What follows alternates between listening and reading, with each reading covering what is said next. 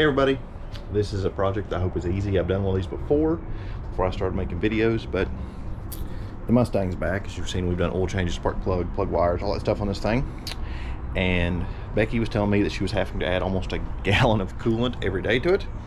And I was afraid it was going to have a head gasket, but as I was driving it home today, it proceeded to spray coolant everywhere.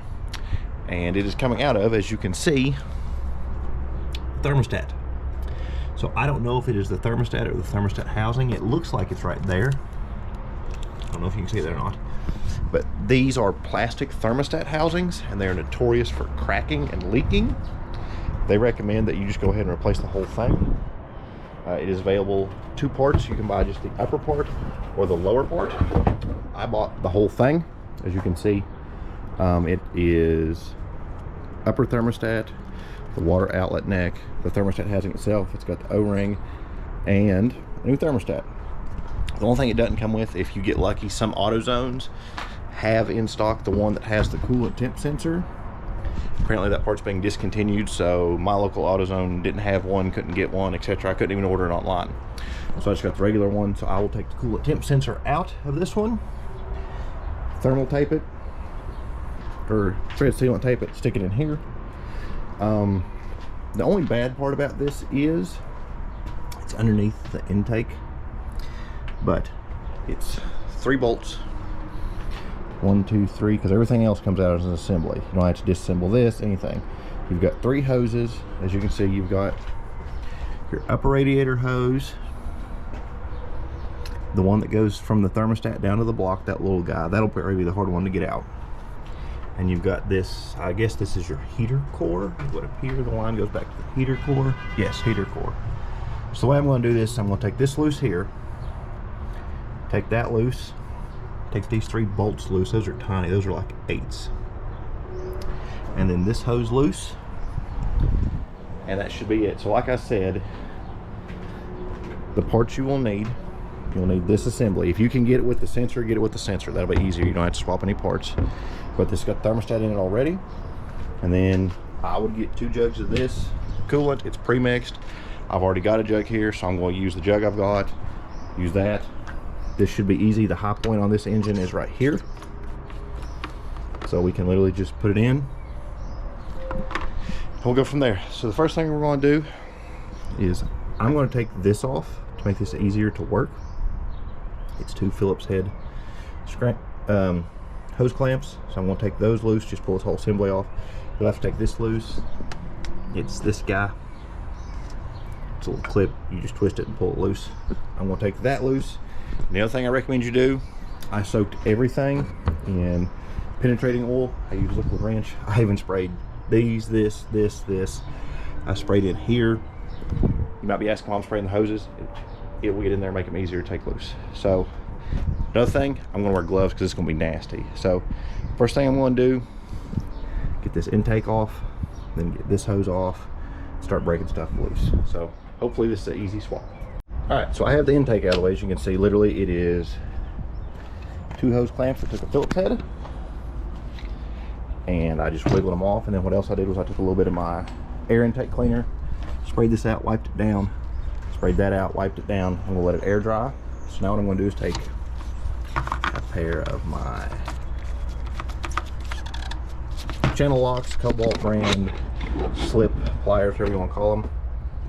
Grab this guy. What I'm going to do is actually set you down quick, just both hands. I'm going to start with this hose, get it loose, then try and get this hose loose, and then one over here.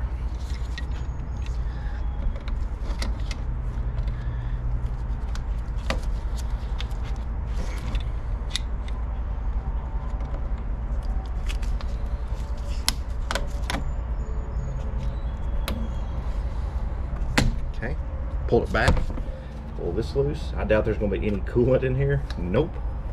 I'm going to tuck this up out of the way. That one's done. Now I'm going to go to this guy.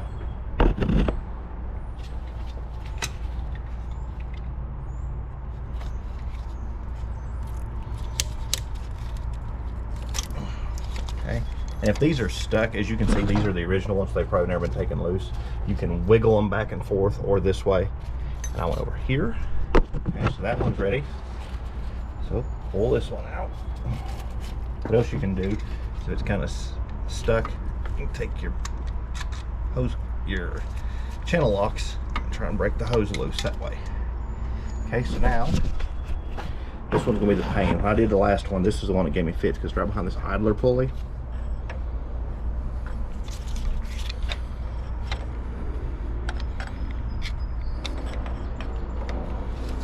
Okay, now then I can just get it down. Well, the whole hose is wanting to come loose, which is good. As I pull this down, the whole hose is wanting to come with it, which is good because it comes down. I wonder if it'd be easier to do this, to take this one loose right here on the bottom and get a hold of it.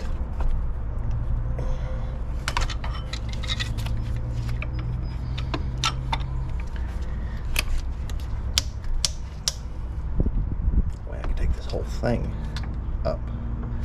Pull this whole thing up. I think what I'm going to do is see if I can't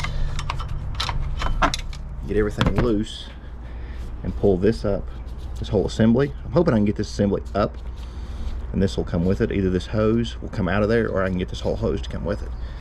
So the next thing we're going to do is I'm going to take my flathead. I'm going to take that sensor plug loose. I'll get these 3 bolts loose. It should be good to pull that out. I got that loose. What I did was you take a flathead, put it right there, push in, and with your other hand grab the housing. Make sure you grab it by the housing, not by the wires, okay?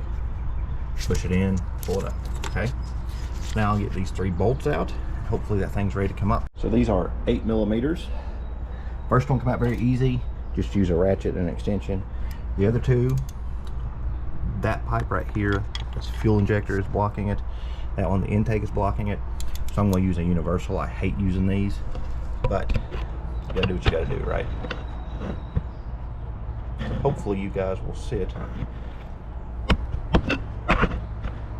right there. So let's see what kind of damage we can do.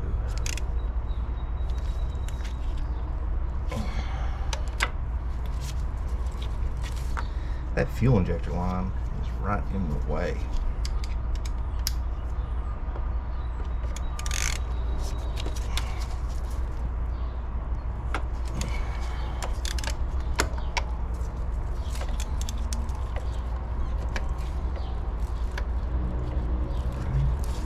So I can get the socket on there.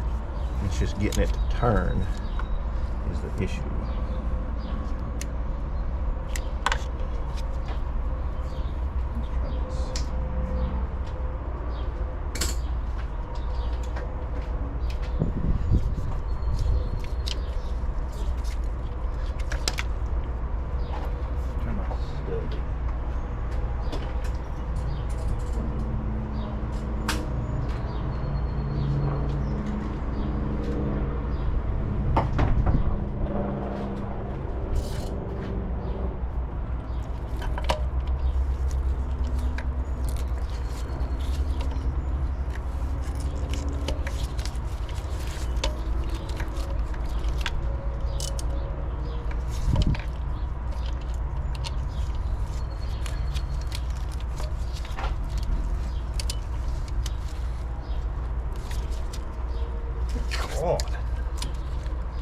Problem here is I'm having to use this little stubby guy and I can't get any leverage because I'm getting like one turn here.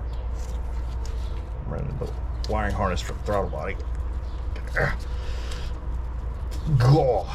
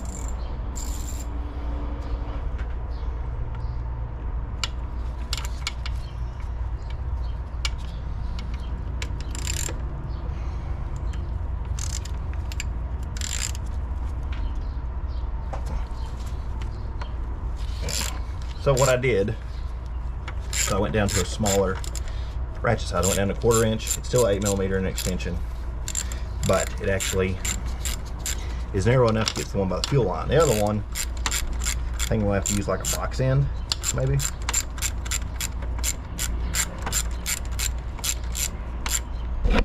That one come out easy. The one I'm on, use a 1/4 inch and extension, 8mm. That one right there, we'll figure something out.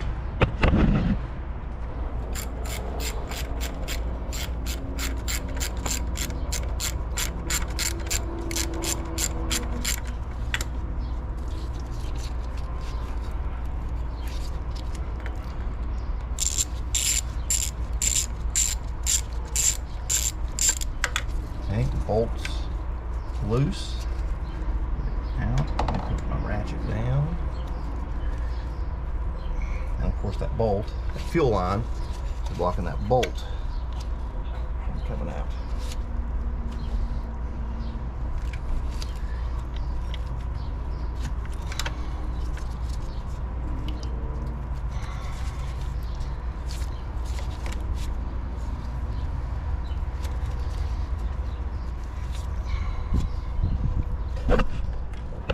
The head of that bolt.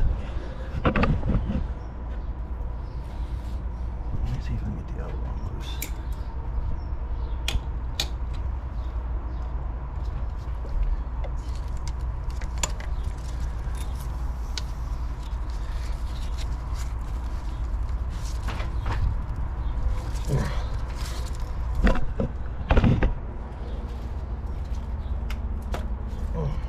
Nope, come off.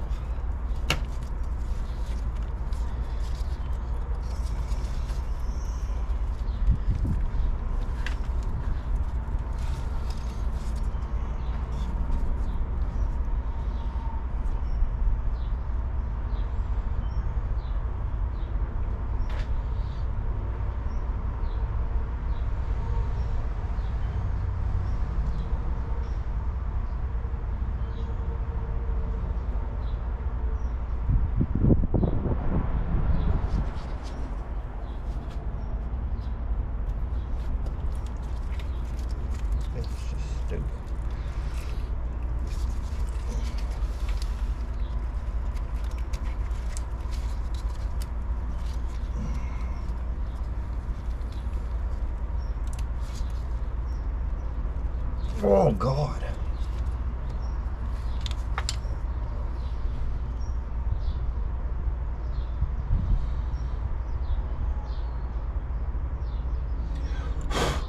Let me spray it with some liquid range and let it soak some more. Hi, Kiki.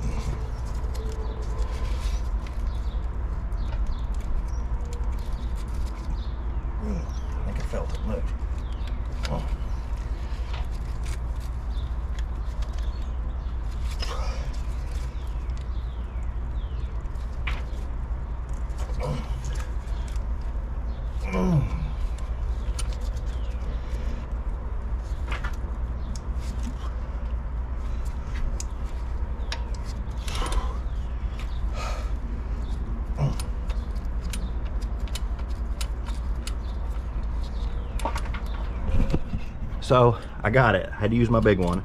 Sprayed it with liquid wrench, let it soak for a little bit, and just, it's literally just muscle it out.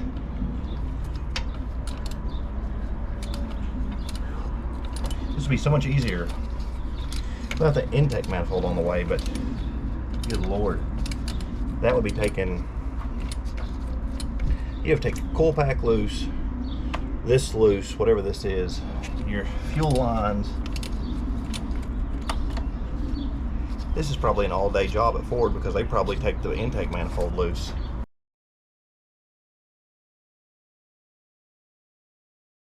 So, I've never seen this. This coolant sensor is not threaded. It has an O-ring. It goes in there. It has a retaining clip like this. As you can see, the new one does too. Right here.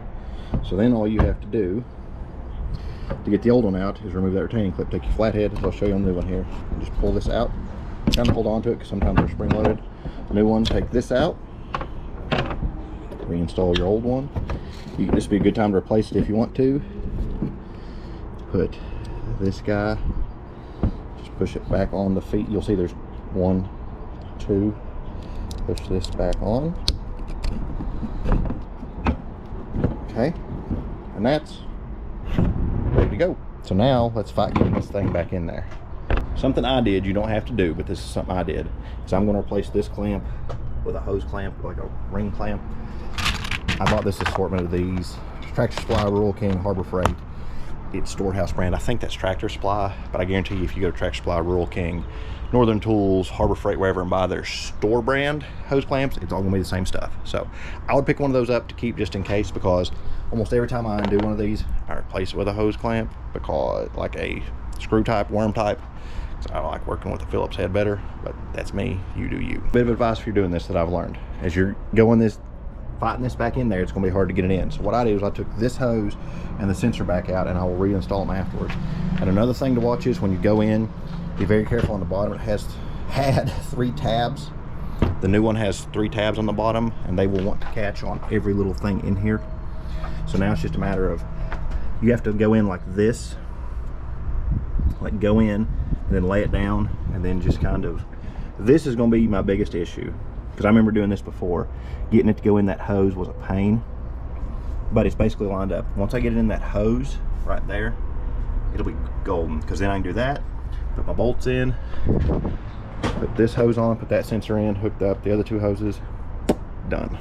So it's in there. So what I did was, it was wanting to catch, so I took my Phillips head and kind of just worked with it. It's in there, and then once I get everything done, I'll move this clamp up. But I'm gonna get the bolts in, and we'll put those in. We'll go from there. This is one of those jobs where it's not hard, it's just difficult because everything is in the way. And make sure, oh, we got a bolt in.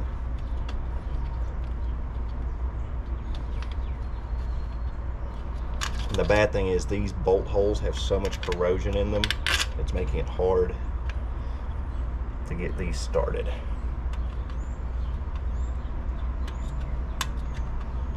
I would love to chase these threads, but there's no way to get a tap or a die in there. So now what we're going to do, oh crap, I should have put this in before I put crap. We have to do,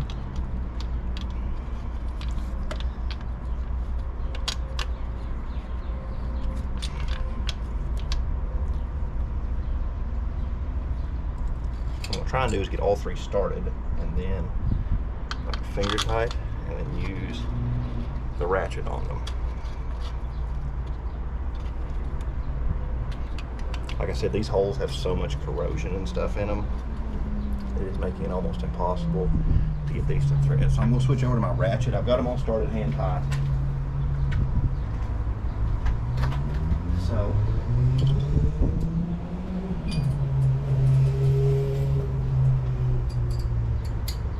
start this front one. 8mm, guys. Remember, this is plastic, so don't go like extra hard on it.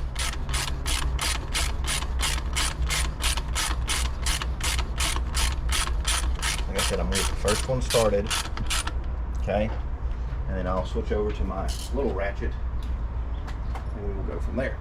Okay, got all three of them snug. Now I'll put my sensor in, reattach this hose, reattach that hose, tighten that hose down at the bottom down, put coolant in this thing. I got the hose on, the clamps on, the sensor in. Bit of advice, be careful with that little clip because I dropped it and had to get my magnet out to fish it out. As I was going in, I had it on and I let go of it for a sec to get my flathead to push it on. And when I let go, it was like bing and shot down there, but I could see it. I could see it get loose to my magnet. So be careful. Those are on. That clamps on, that clamps on, that plugs in. I'm gonna tighten this down, put this back on, put that on, and we'll start putting coolant in this thing. Okay, so I sat down and looked at this and figured out, if you look at whenever I first took it out of the box, there's a plug that goes in that other hole. You can see it right there. I thought you took that out and put this sensor in because on this one, the plug is inside, it's like closed. But I bet money this, you just take it out and use whichever one you need. Like if you use that one or that one. So this is not defective. Let's put the sensor back in and see what happens. You've got to love it when you get a job 99% done. Hose was leaking a little bit, so I went tighten the clamp down. When I went to put more fluid in it, got a little pinhole in it. So now I'm going to take everything back apart and replace that hose. Okay, everything is back together. Everything is dry so far. I do not see any drips, any dribbles. What I'm going to do is put the intake back on. Start it, put the defroster on, let it run. That way it gets pressure and we can see if it leaks under pressure. So let me put the intake back on and start this thing. So I got everything replaced. I got the new thermostat housing in, got the sensor on, got all the lines back on. Now I'm letting it bleed. I let it run for a little bit, it started getting hot, so I filled this up. I heard it gurgle. I'm going to pull this, let it take all that in. This is about 50-50 water and coolant. So it's not that bad of a job. I would recommend if you're doing this, replace that lower hose, because that lower hose that had like 200,000 miles on it, and when I took it out it was very like pliable, and yeah, it was like $8 for a new one. So go ahead and replace that lower hose. That's it.